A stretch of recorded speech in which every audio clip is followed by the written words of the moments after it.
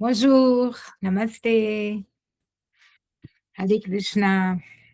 Alors voilà, là, la classe numéro 6, c'était très, très intéressant. Il y a plein de concepts. En fait, il a parlé de l'explication de la simulation des réalités par rapport à la science voilà, super intéressant.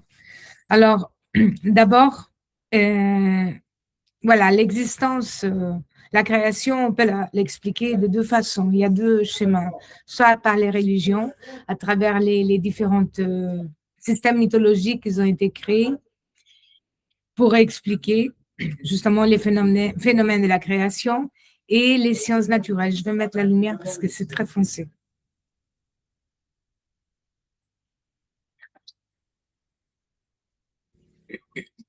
Voilà, ça va mieux. Et alors, les religions, ils ont été créées, voilà, c'est à l'époque de l'âge de bronze, et ils n'avaient pas de ressources pour faire en fait, les mythologies, c'est comme tu enseignes aux enfants à travers des histoires, des exemples, des histoires, et c'est la même chose. C'est comme si l'humanité était encore à l'état enfant. Alors, l'homme, il avait besoin de comprendre les choses à travers les histoires. C'est ça, pratiquement les mythologies, tu vois. Mais dans nos jours, c'est plus compatible parce on a beaucoup, on a toute la découverte des scientifiques. Attends, je vais étendre, ça fait trop de bruit là, seconde. Ah ouais, c'était le WhatsApp. Et voilà, c'est plus compatible avec les gens intelligents de notre époque d'expliquer les phénomènes de la création par les histoires mythologiques comme Adam et Ève, Dieu crée le monde en 7 jours, etc.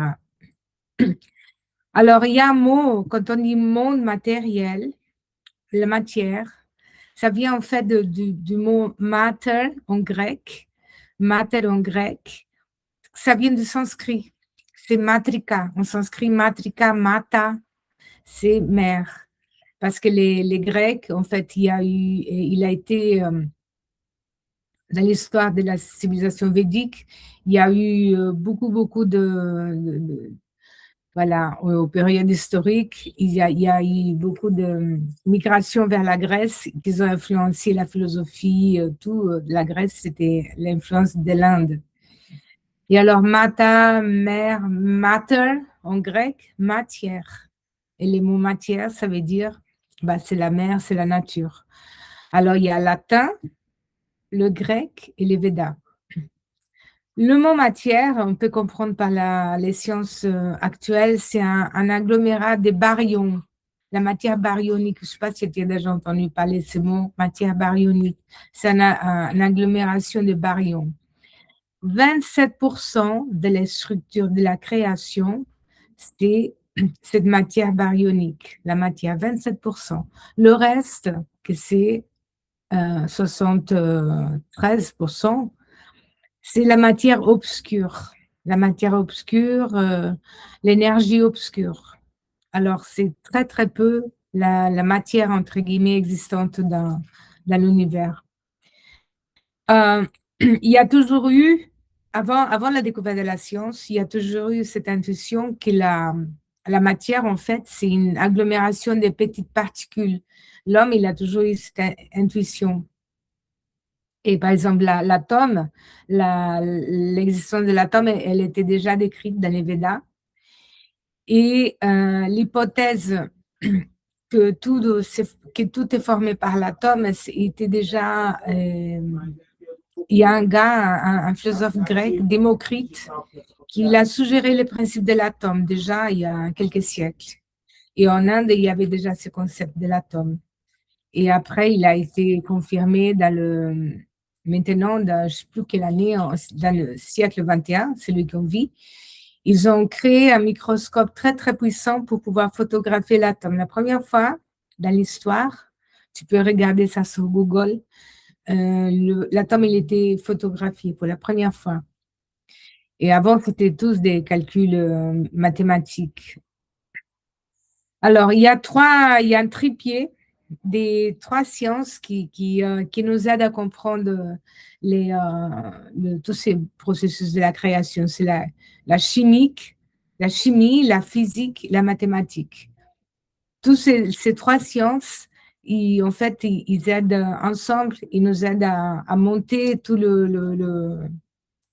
les découvertes et comment on appelle ça, un mosaïque pour comprendre la création. De ces trois, on peut comparer ces trois sciences à trois chevaux. Le premier, c'est la chimie. C'est un cheval qui se fatigue très vite. Alors, il n'a pas beaucoup de la chimie, elle t'amène des formules, tout ça, mais elle n'a pas trop de puissance. Après, tu as la physique. La physique, elle va un peu loin, un peu plus loin, la physique théorique. Et après, elle collapse. Et la seule qui tient jusqu'au bout, c'est la mathématique. Et en fait, la mathématique, elle va jusqu'au bout. Elle est même transcendantale parce que on peut expliquer tous les phénomènes de la création par la mathématique. C'est une science sacrée, la mathématique. C'est la seule qui peut supporter des calculs de très, très grandes échelles, de très petites et très grandes. C'est la mathématique.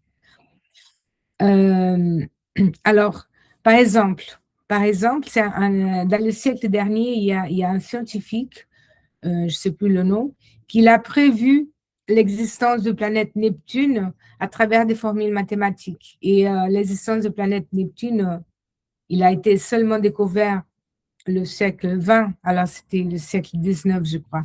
Mais en tout cas, ce gars, il a prédit l'existence de Neptune à travers des formules mathématiques et après ça, c'était confirmé par des télescopes très, très puissants. Alors, la mathématique, en fait, c'est un applicatif virtuel. C'est un applicatif, tu vois, qu'on peut utiliser, mais il est virtuel, il n'est pas réel. Parce que la mathématique, elle n'est pas palpable. C'est juste au niveau virtuel. Elle est partout présente. La mathématique, elle est partout présente et elle est nulle part en même temps. Alors, elle est partout et nulle part en même temps. Elle existe avant l'être humain parce que tout a été formé avant l'existence de l'être humain. Cette manifestation, elle était déjà là. Alors, tout est formé par la mathématique. Alors, on a la sensation, quand on voit quelque chose, on regarde quelque chose, on a l'impression que ça existe vraiment. Et ça, on appelle, c'est une suggestion de réalité. Voilà, quand on regarde, on sent, on écoute, on goûte, tout ça, c'est des sensations qui, ça nous paraît réel, mais en fait, on va l'analyser maintenant au niveau plus scientifique, rationnel, et on va voir que ce sont des suggestions. On est convaincu de quelque chose dans la pratique, mais sont en fait ces objets, tu vois, qu'on touche, qui sont palpables, en fait, c'est une suggestion des réalités. Et on va voir ça maintenant. Alors, on va prendre un atome, tu vois, un atome, on va l'analyser. La plupart si tu ouvres un atome, par exemple, tu as ouais, voilà, tu as un tissu, les cellules, les molécules, tu arrives à l'atome. Par exemple, tu prends deux atomes, ils sont jamais ensemble, les atomes. Il y a des grandes distances énormes entre les atomes. On peut en proportion comparer la distance entre les atomes comme c'était la distance de la Terre au Soleil ou à la Lune. C'est énorme. En fait, les atomes, ils ne se touchent pas. Après, si tu rentres dans l'atome, tu as les protons, neutrons, électrons. Tu vois, les électrons. C'est pareil. Les électrons, ils ne se touchent pas ensemble. Il y a des grandes distances entre eux. Ça veut dire que, en fait, tous ces éléments, toutes ces particules, elles tournent très vite. Il y a beaucoup d'espace entre elles. Elles ne se touchent pas. Et les scientifiques, tous ces savants-là, ils ont pu aller, c'est la physique quantique, ils ont pu casser les particules jusqu'aux plus petites. Et dans le siècle dernier, ils ont arrivé à trouver une particule qui l'ont donné le nom de particule Dieu. C'est rien à voir avec Dieu. En fait, c'est une histoire de marketing. Ils l'ont appelé boson. Boson, à cause c'est un Indien, Mr. Bose, qui avait, lui, il avait reconnu cette particule. Et après, les Américains, ils ont agrandi le concept. Mais on l'appelle la particule de boson. Et après, toutes ces particules ensemble, on l'appelle le champ de...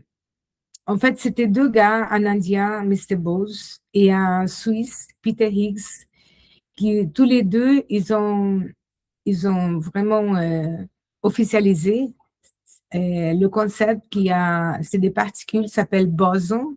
On appelle boson de Higgs. Parce que chacun, Mr. Bose et Peter Higgs, chacun, il a fait je ne me rappelle pas trop maintenant. Il faudra que je révise les cours avant. Chacun, il a contribué pour faire cette découverte et on l'appelle le boson de Higgs. En fait, ces bosons, c'est comme il arrive, avec ces bosons, on peut avoir de la masse. Il aide à toutes les autres petites particules minuscules à être ensemble, à être agglomérées. C'est ça qui fait le boson. Et beaucoup des milliers, des millions de bosons s'appelle le champ de Higgs. Le champ de Higgs, c'est comparé à l'éther ou l'espace. L'éther, ce qu'on appelle, tu sais, les 5 éléments dans la Yurveda ou même dans la Bhagavad Gita, tout est formé de 5 éléments, le corps, terre, eau, feu, air et terre. L'éther, il est omniprésent. Tout est dans l'éther, c'est qui soutient tout. Et dans les mots scientifiques, c'est le champ de Higgs. Voilà, c'est comparé on peut l'appeler Akash. On dit le champ akashique ou toutes les mémoires. Tu sais, les gens qui font des trucs, voilà, des voyances, je sais pas quoi. Elles disent que tout est enregistré dans tu sais, des régressions des vies passées, je sais pas quoi, que toutes les mémoires sont enregistrées dans l'Akash. L'Akash, c'est l'éther. C'est ce champ qui est omniprésent, qui est la base soutient tout. Et en fait, les scientifiques, ils font tout ça avec des calculs mathématiques. C'est incroyable. En fait, les religieux, ils ont la tendance à dénigrer les scientifiques, mais eux, c'est vraiment un cadeau du ciel parce que nous, on parle de ces découvertes, mais nous, on ne serait pas capable de rester des heures, des mois, des années à chercher un point les plus petits ou les plus grands et faire ces découvertes. Alors, ils nous aident beaucoup. On peut le comparer à des abeilles qui produisent le miel. Et alors maintenant, le boson de Higgs, ils ont été plus loin encore. Ils ont ouvert le boson. Ils ont vu qu'à l'intérieur du boson, il y avait des petits filaments qui vibraient. Et c'est comme si c'était comment on appelle ça? Des nattes, tu sais, des nattes comme ça, des petits filaments qui sont entrelacés, ils vibrent. Et on compare ça avec les tragonas. C'est la théorie des cordes. Tu as entendu parler de la théorie des 3 cordes, la théorie des cordes, pardon. C'est ces filaments très, très fins. C'est comme des nattes, tu sais, qu'ils ont entrelacées. Ils forment toutes les structures de tout ce qui existe dans l'univers, dans la création. Et ça, c'était vu par la mathématique. Imagine le niveau de subtilité de la mathématique. Ils arrivent à voir ça. Alors, on peut conclure que la base de tout, c'est une formule mathématique. Tu vois, ils ont ouvert les bosons, ils ont trouvé des codes barres. C'est comme au supermarché, des codes barres. Et ces codes barres, il est formé des petits filaments. C'est un truc de ouf. Et alors, on conclut que la base de tout ce qui existe, c'est basé sur la mathématique. Et la mathématique, elle n'est pas réelle, elle est virtuelle. Alors, on peut conclure que la matière n'existe pas telle qu'on la conçoit, la matière dure, tu vois, elle n'existe pas. On peut dire quoi? C'est toute une simulation de réalité, c'est une suggestion hypnotique. Et c'est pas ésotérique, hein, c'est pas quelque chose de mystique, ésotérique, c'est vraiment des faits basés sur la science. Alors, je suis, par exemple, on est suggestionné par une simulation de réalité qui paraît réelle, mais en fait, c'est virtuel, c'est pas réel. Euh, mais alors, on peut se poser la question, mais pourquoi les mondes, ça serait une simulation? À quoi ça sert, en fait? Et alors, parce que quand on se regarde à la glace, on voit, on se voit. Alors, on pense que c'est vrai ce que je vois. Alors, il y a un conflit de réalité. C'est lui que je regarde à la glace. Est-ce que je suis vraiment, c'est moi, ou je ne, si je suis, c'est qui est devant la glace? Euh, et en fait, si on pense que ce que je vois à la glace, c'est corps, c'est des informations, c'est des groupes des informations zippées. Alors, est-ce que je suis réel? On peut se poser la question. Est-ce que le monde autour de moi est réel ou n'existe pas? Ça, c'est les questions qu'on peut se poser, tu vois, quand on arrive à ce point-là. Et souvent, c'est les scientifiques qui se posent ces questions-là aussi. Alors, par induction hypnotique, on peut sentir qu'on est dans une réalité. On peut imaginer ça. Parce que tout ça, c'est le système neural. Le système neural, il nous donne des suggestions. Par exemple, tu dors au lit, tu es en train de dormir et tu rêves que tu montes les Himalayas. Et moi, je rentre dans ton rêve et je dis, Kiri, tu penses vraiment que tu es dans les Himalayas? Et tu vas me dire, non, mais arrête, ça va pas, non, mais tu vois pas la montagne, tu vois pas, tu n'as pas froid, tu vois pas la glace, tout ça. Non, mais arrête, c'est quoi là? J'ai dit, mais tu es sûr que tu es là? Et toi, tu vas me dire, mais n'importe quoi, tu vois pas que je suis là, en face de la montagne. Et puis après, tu te réveilles et tu n'es jamais sorti de ton lit, tu vois? Alors, qu'est-ce que ça te fait croire que tu étais là, dans les Himalayas et les Himalayas devant toi? C'est une induction hypnotique neurale. Le système nerveux, le système neural, en fait, oui, il y a une expansion de la conscience et une petite partie de nous qui rentre dans ces rêves. Le rêve, c'est pareil, c'est un rêve. C'est une induction hypnotique qui ça se passe pendant quelques temps. Je sais pas, il paraît qu'on a plusieurs rêves dans la nuit. Mais on peut se dire, mais à quoi ça sert tout ça? Et qui a fait ça? Qui a créé tout ça, cette induction hypnotique, cette simulation de réalité? Qui a créé tout ça et à quoi ça sert? C'est ces deux questions, tu vois, qu'on se pose. Alors, les religions traditionnelles, ils, ils expliquent ça, que on a besoin de la matière. Il y a un Dieu, une personne, un Dieu qui a créé ce monde et qui met les âmes dans le monde pour évoluer. Ça, c'est ce qu'ils disent les religions traditionnelles. Et que tu peux pas être spirituel si tu, si tu crois pas à ça ou si tu peux pas répondre à ça. C'est-à-dire que tu es spirituel si tu peux expliquer ou répondre à ça par rapport à ce que les religions ils disent, qu'il y a un Dieu qui a créé tout ça. Si tu ne crois pas à ça, eh ben, tu n'es pas spirituel. Ça, c'est des croyances. Être, mais on a les explications rationnelles voilà, qu'on utilise à travers la science naturelle. Et en utilisant des concepts métaphysiques et les sciences naturelles, on peut répondre à ça. Qu'est-ce qui nous fait croire euh, qu'on est là? Est-ce qu'on est vraiment là? Et pourquoi cette simulation de réalité? À quoi ça sert? À quoi elle a été créée? Et qui a fait ça? Pourquoi? Et ben, tout ça, on va répondre, on va commencer, là c'est la 6e classe, il y en a 12. Lundi, c'est la 7e. Et là, il va rentrer dans le concept de, est-ce que je suis là? Est-ce que je suis là vraiment? Alors voilà, c'est ça, c'est en fait, ah oui, quelque chose que je dois t'expliquer parce que ça, il a pas, heu, je crois que ça il a pas, heu, alors, je l'avais pas écrit ça. Comment ça fonctionne le cerveau et tout, voilà, heu, tout ce qu'on voit apparemment.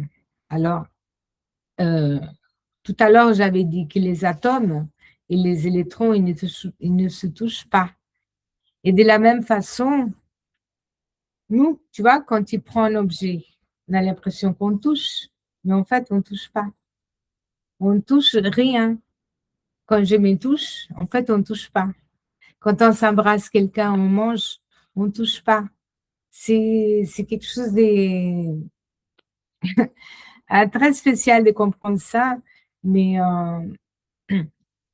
c'est un phénomène, tu vois, de la science qui explique ça plus en détail. Je vais essayer après de faire une explication plus complète par rapport à ça. Et alors, tout ce que, par exemple, les yeux, ce qui arrive en nous, tu vois, les yeux, en fait, les yeux, on est aveugle.